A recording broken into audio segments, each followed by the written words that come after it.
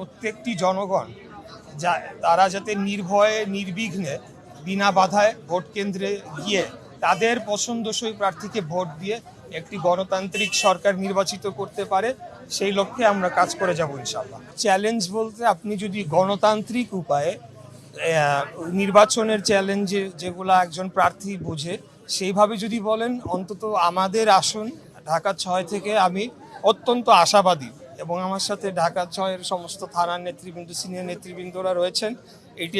এই আসনটি ঐতিহাসিকভাবেই 1991 সালে আমার বাবা মরহুম সাদেক হোসেন খোকা, উনি তৎকালীন আওয়ামী লীগের প্রধান শেখ হাসিনাকে 30,000 ভোটে পরাজিত করেছিলেন।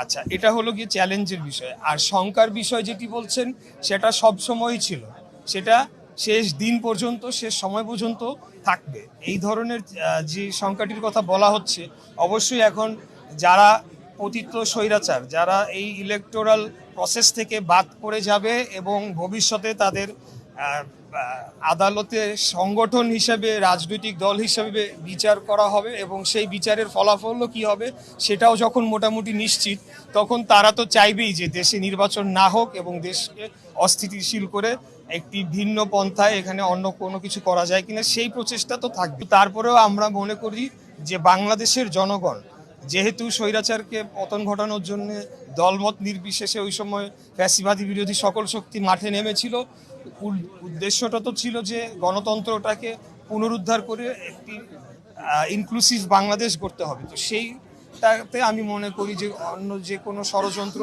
সেখানে ব্যর্থ হয়ে যাবে, এটি আমি মনে করছি।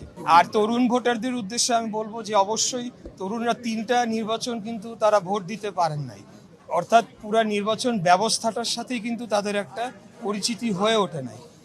তো আমরা সেই ক্ষেত্রে আমাদের দলের পক্ষ থেকে বিভিন্ন কর্মশালা, কর্মসূচি এবং বিভিন্ন সংগঠন যেমন ছাত্রদল, যুবদল সহ আমাদের প্রার্থীদেরকেও আলাদা আলাদাভাবে কিন্তু সেখানে একটা কর্মশালায় অংশগ্রহণ করতে হয়েছে, যেখানে আমাদের প্রত্যেকটি কর্মশালায় আমাদের ভারপ্রাপ্ত চেয়ারম্যান উনি নিজে সেখানে অংশগ্রহণ করে আমাদেরকে দিক নির্দেশনা দিয়ে চলেছেন।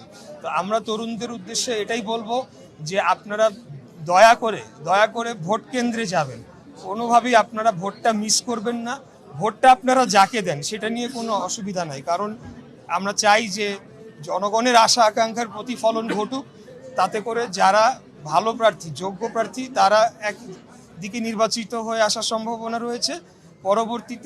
পরবর্তী যে নির্বাচনগুলো হবে সেই নির্বাচনগুলোতে যাতে জবাবদিহিতার আওতায় আমাদের সবাইকে আসতে হয়। আমি যদি